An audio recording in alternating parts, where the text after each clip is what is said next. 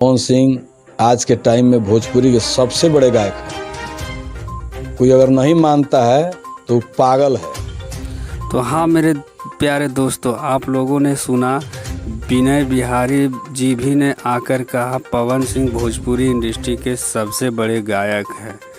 तो आगे का न्यूज़ देखने के लिए मेरे चैनल पे नए आए हैं तो चैनल को सब्सक्राइब कीजिए, वीडियो को लाइक कीजिए और आप मेरा वीडियो कहाँ से देख रहे हैं एक बार कमेंट बॉक्स में लिखना ना भूलें। तो बता दूं कि जैसे कि पवन सिंह का एक सॉन्ग हिट हुआ जो कि आज भी ट्रेंडिंग में चल रहा है, लाल घाघरा। लाल घाघरा के बाद उन्होंने एक सॉन्ग और लाया है, चिमनी सॉन्ग भी आप लोगों ने नहीं सुना है तो यूट्यूब पर जाकर सर्च करके सुनिए, वो भी लाजवाब सॉन्ग बनाया गया है पवन सिंह द्वारा। विनय बिहारी ने कहा कि अश्लीलता को ख़त्म करने के लिए ही पवन सिंह भोजपुरी इंडस्ट्री में टिके हुए हैं और एक दिन अश्लीलता को ख़त्म करेंगे। जो लोग अश्लील गाना गाते हैं उनके ऊपर आप लोग मुद्दा उठाइए।